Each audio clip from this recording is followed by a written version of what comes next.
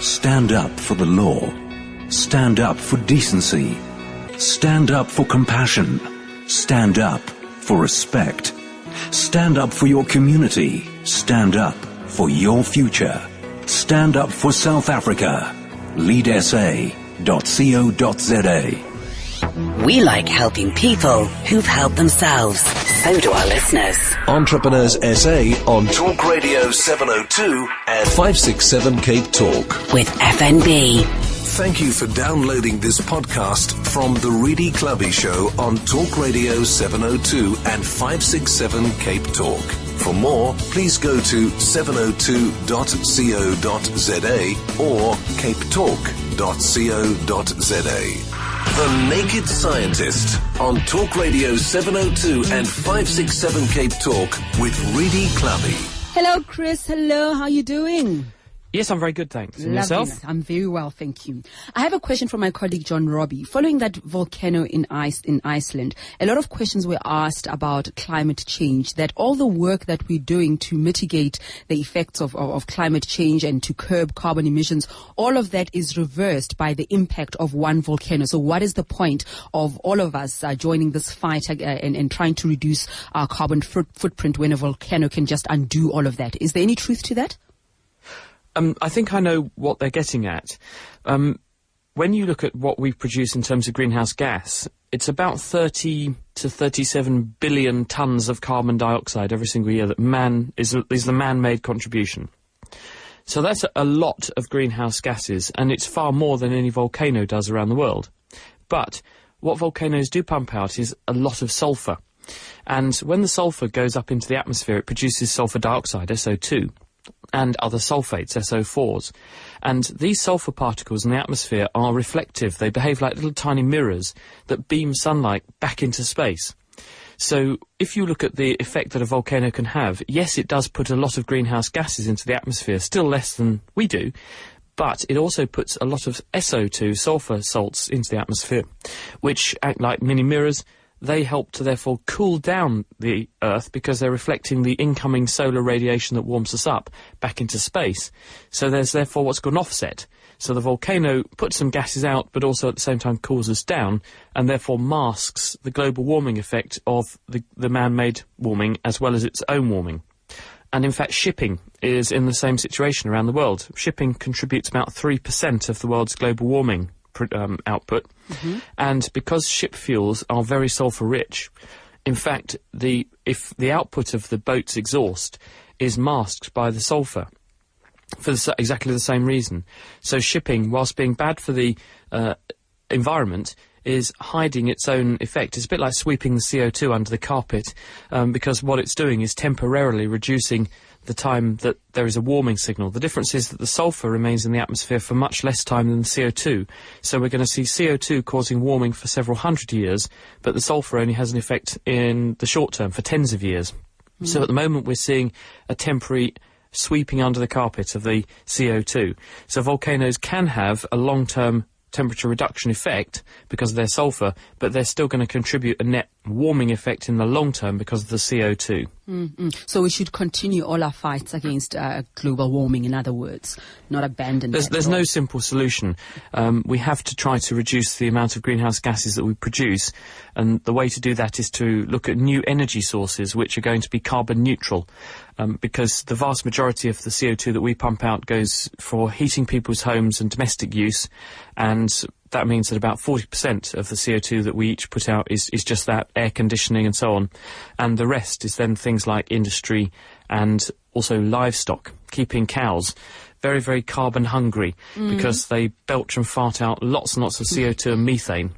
And there's probably about 3 times the mass of cows on Earth as there are people, because each person who eats meat eats about their own weight in meat every single year. And if you work out that there's at least 3 years' worth of cow supply, because we have cows that are just being born, cows that are getting fat, cows that are getting ready to go to the butcher, that's about 3 years' supply chain. And therefore there must be about 3 times the average weight of meat eaters of cows on the Earth. Therefore there's at least 3 times as much of us in terms of putting out of CO2. And cows also produce lots of this methane, which is much worse for the greenhouse effect than CO2 is itself. And therefore cows contribute probably about 20% of the man-made or anthropogenic CO2 emissions. So trying to find ways to make cows belch and fart less would be good. But maybe also some people have suggested a bit more vegetarianism might be a good idea. Paul McCartney tried to create meat-free Mondays, or is encouraging people to go for meat-free Monday. He may have a global warming favouring effect. All right, we're getting a lot of questions, Chris, about the Chilean miners. How did they survive for 69 days underground, and how did the experts know where to drill specifically? Any thoughts on any of that?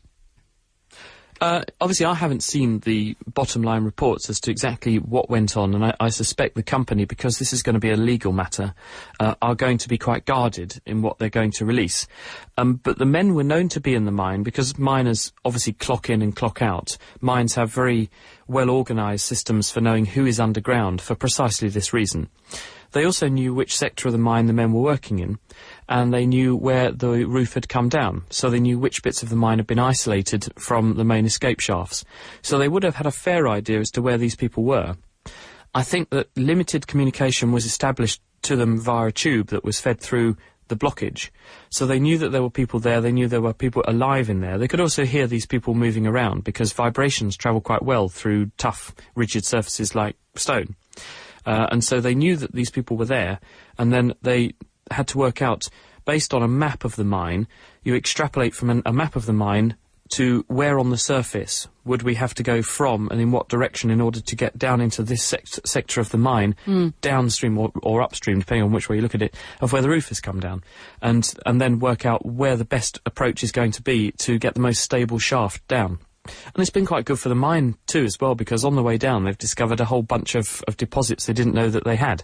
So it looks like they're going to reopen different bits of the mine in order to extract those precious metals they found. Okay. And Chris, tell us about this new vaccine designed to boost immunity against TB in adults. Well, this is very important because TB, many people don't realise necessarily the impact, because HIV is very, very well understood as a major cause of death and disease in humans. Millions of people every year are getting infected, and there are millions of people dying every year of HIV. But TB is equally bad. We estimate that maybe a quarter of the world's population is infected with TB, which is a huge number. There's at least 1 billion people, and there may be as many as 2 billion people, 3 billion people in the world who have got it.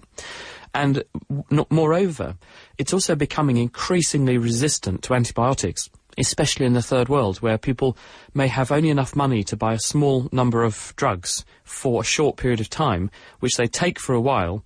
They then feel better, but because the bug takes at least 6 months of intensive therapy to get rid of, when these people stop taking these antibiotics after maybe a week or two, they're feeling a bit better, but at the same time they've still got bacteria lurking in them. So the bugs then come back, but by now they've also been exposed to these antibiotics, and over time the bugs become resistant, and that's why we've now got multi-drug resistant TB. Now, you could argue, well, we've got the BCG vaccination, so what's the problem? The problem is that although this is quite good for children, if given at a young age, BCG stops children getting disseminated tuberculosis, and it also stops another nasty manifestation of TB called TB meningitis, where the bacteria get into the meninges around the brain and they cause a meningitis syndrome, which is very, very, very often fatal. That's very well protected and prevented by BCG. The problem is that as you get older, the effect of that vaccine wears off, and you can't just give another dose of it because it's actually not effective. So you end up with a pool of adults who are actually vulnerable to TB infection again. So researchers are actively looking for a new way to stimulate better immunity against TB. And one way to do that is to generate what's called a subunit or recombinant vaccine. And that's what's been published this week by a group of researchers in Seattle. This is a guy called Steve Reed and his colleagues at the Infectious Disease Research Center over in Washington, America. And what they have published in the journal Science Translational Medicine this week is a vaccine where they go into the genome of TB, the genetic material, and they've found 4 genes that we know are linked to either the virulence, how nasty TB is, things that it uses to make us sick, and also genes for latency, in other words, how the bug persists in the body. They've taken those 4 genes and they've linked them all together to make it what's called a fusion gene. And what this means is that you can insert that gene into another bacterium, which will make one big giant protein, the product of all 4 of those genes, which shows the body, if injected into it, what those things look like. And they've then made this protein in E. coli, combined it with what's called an adjuvant, which stimulates the immune system. And they've done tests on mice and guinea pigs and now monkeys with this new vaccine. They call it ID93. And what they were able to demonstrate in guinea pigs is that if you infect guinea pigs with TB, they get sick and die. If you give guinea pigs a dose of the BCG vaccination first, wait a little while, then infect them with TB, 2/3 of them get sick and die. If you give a bunch of guinea pigs the BCG, wait a little while, then give them this new ID93 vaccine, they all survive. And the tests on monkeys show that the monkeys get a very good immune response. They haven't challenged them with TB yet, but they get a very good immune response to TB, suggesting that this would work very effectively and safely in humans. So they're now pushing forward saying we want a phase 1 clinical trial here because this is such a serious disease and we need an answer and we need one soon. All right, we're taking your calls on 021 446 0567 011 883 0702 right after this. The Naked Scientist on Talk Radio 702 and 567 Cape Talk with Reedy Clubby. All right, we're taking your calls for The Naked Scientist on 021 446 0567 011 883 0702. Mel in Claremont, hi. Hello, Chris. Chris, I've got a question about race. Geneticists like Craig Fenter tell us there's no such thing as a race gene, and social scientists tell us that race is a social and historical construct. So my question is, does race exist as an objective fact? That's very interesting. Hello, Mel. Yes, I think you'd argue that it does, because when we were in South Africa last year, we were there for the Sci-Fest in Grahamstown. There was an anthropologist called Nina Jablonski who came over from Penn State University over in the States. And she was giving a talk on precisely this issue. And the big question, why are some people black and why are some people white? And the really interesting thing that she told me that I didn't know before was that if you wind back the clock and find that ancestor that humans shared with our closest relatives, the things like chimpanzees and bonobos, that ancestor would have been black-skinned.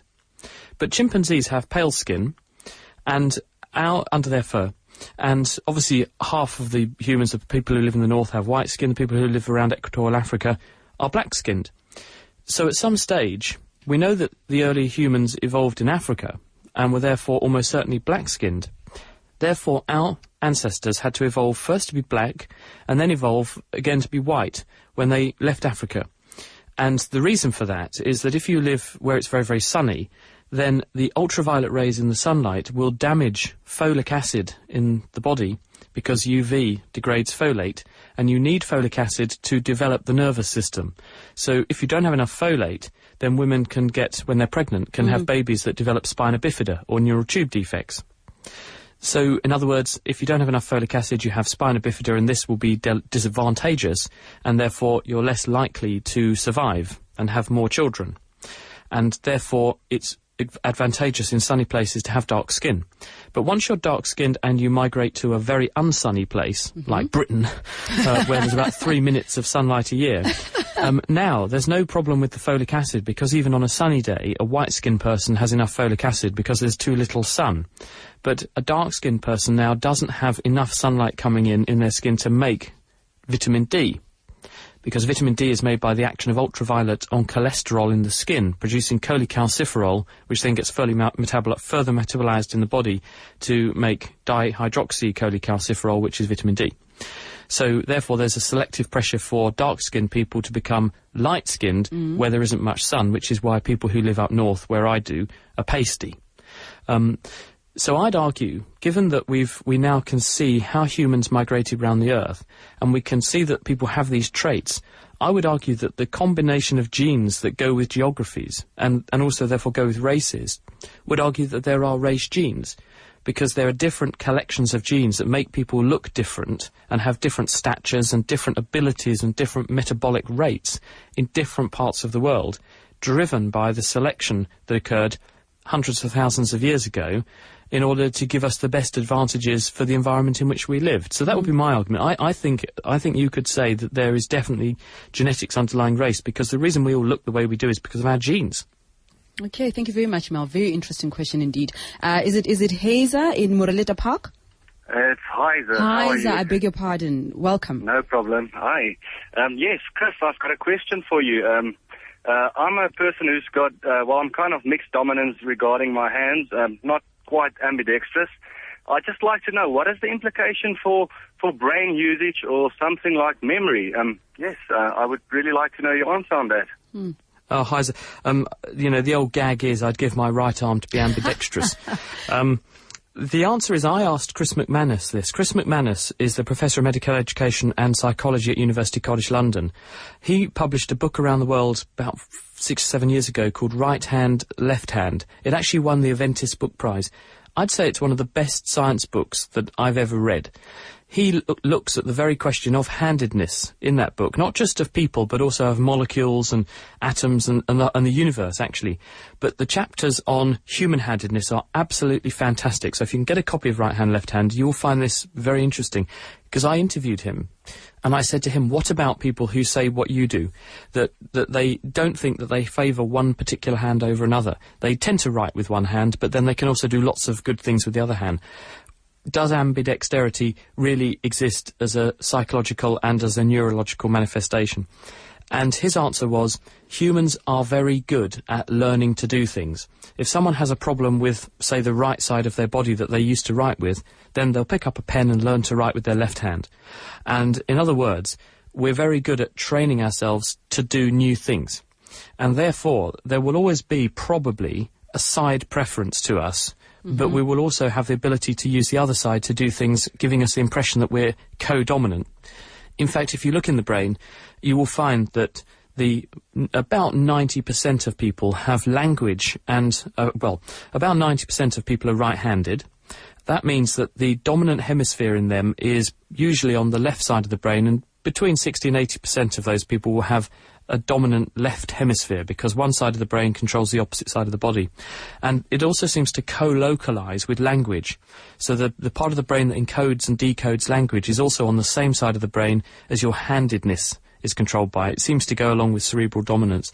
And if you do tests on people who say this, you will still find, despite them saying, I'm ambidextrous, you'll still find that one side of the brain has language and is therefore dominant to the other. So I think probably that what you've got is very good motor skills, and it's almost certain that you are normal, but you have actually become quite well trained at just using both hands rather than just favouring one. That would be Chris McManus's argument, but do try and get the book, because if you can pick up a copy, I think you'll really like reading it. All right, thank you very much. And Pizzo in Mamelodi, your question, please. Hi, Rudy, how are you? I'm fine, thanks, Pizzo. I'm okay. Hi, Chris. Hello. Chris, I have a question for you. I was reading on the internet about scalar electromagnetic waves and the usefulness of the technology. So I just wanted to know if, because they mentioned there that it can be used for weaponry, can be used to generate energy and for medicine as well. I just wanted to know if it really does exist and how does it work and why are we not using it? Scalar electromagnetic technology. Okay. Yes, for generating energy, maybe electricity in South Africa and other countries. All right. Could you just say the term again, because I'm not sure I picked it up properly? Peter, are you saying color as in C-O-L-O-U-R or C-A-L-A-R? Sorry, it's S-E-A-L-A-R. It's scalar electromagnetic waves. It's longitudinal waves as compared to transverse waves that we use for other things. Scalar as in S-C? Scalar, yeah. Scalar, okay. Yeah. I'm afraid I'm going to have to take a rain check on this new technology because I haven't come across the term. Can I check it out and maybe come back to you next week? Because I would be making up an answer. I don't know the answer. I haven't heard of this one. Okay. Lee I've written down the name, so I will go and check it out for you. Sorry about that. We'd be most grateful, Chris. Lee in Craighall Park. Hi, Chris. I would just like your explanation on crop circles, if that's possible, and I'll listen on the radio. Crop circles. Hello, Lee. The answer is nefarious humans, in 2 words. People have shown that, in fact, this is a profession, and people do this in order to create art. People have tried to find good physical explanations for why this should happen and the way it happens, and they can't. And the only explanation is that people are going out with bits of string attached to tent pegs, which they put in one place, and then they tie the other end of the bit of string along a piece of wood, which they then, or a plank, which they then use to flatten down the crops, going round in a circle around their tent peg. And this makes all the corn fall in one direction, so you get this nice circle. And they do clever things like use chairs. They take 2 chairs with them, and they plonk the chair down, stand on the chair, lift the other chair up and move it another metre further, jump from one chair to the next, pick the other one up, put it in front. And so they never leave any footprints in and out of the fields. And there are all these wonderful studies of following these people who do this to show how they do it. So I think the answer is it's not aliens, but nefarious humans. I mean, the point that I heard one fairly famous scientist make was that if aliens could get all the way to Earth, if they had the technology to cross space and time to get to Earth, why would they bother fiddling around making circles in crops? Surely they've got the technology to do that already from remote distances, rather than have to come all the way here to flatten things down. And why would they only land in a crop field? They must have very strange spaceships if they'll only land in a crop field. Nefarious humans. Chris, just very quickly before I let you go, the comet that wasn't, what's that about? Well, back in January of this year, there was a system, or an Earth-scanning robotic scan called LINEAR, which stands for Lincoln Near-Earth Asteroid Research Study. And this was scanning the sky, just looking for interesting things. And it spotted this thing that looked like a comet. And researchers thought, oh, this is exciting, we've found a whole new comet. But when they actually started looking more closely, it didn't quite hang together, because most comets have very big orbits that take them way out into deep space, and then they may come back in close to the Earth for a while, and then go back out again. This comet appeared to be orbiting in the asteroid belt. Furthermore, although it had a very long tail, there was a 200,000 kilometre long tail on this thing, there was no centre, no nucleus to it, which is obviously unusual. So what two different groups of researchers have published this week in the journal Nature. One of them is David Jewett, who's at University of California, Los Angeles, and also Colin Snodgrass, who's at the Max Planck Institute for Solar System Research over in Germany. What those two groups have done is to look at this problem in 2 different ways. David Jewett and his colleagues looked at this object with the Hubble Space Telescope, whilst Colin Snodgrass used a telescope aboard the Rosetta probe, which is going off actually to study a comet that it will rendezvous with in 2014, but it's out beyond Mars now. So what they can do is to look at this funny object from 2 different directions in space, and this has enabled them to map out the anatomy of this tail and examine the object in much more detail. And what this study has shown is that this comet is actually an asteroid that has had another asteroid slam into it. So there was some kind of asteroidal collision in space, which has created this sea of debris, this tail. And the really interesting finding, though, is that when they actually looked at the tail, sunlight is pushing the particles apart in the tail, small ones more than the big ones. And because they can work out how fast the sunlight is pushing the tail apart, you can work out, therefore, how long ago this collision occurred. And we tend to think of asteroidal collisions as something that happens millions of years ago. But in fact, this one only happened last year. It was the 10th of February 2009, plus or minus a week, they reckon. So the comet that wasn't, it was actually an asteroid that had an impact with another asteroid. But 2 wonderful pieces of research. It's just gobsmacking to think that we're in an age now where we can do stellar forensics, if you like. That's interesting. Thank you very much, Chris. We'll chat again next week. Thank you, Reedy. Bye-bye. Bye-bye, bye-bye. And this will be a podcast.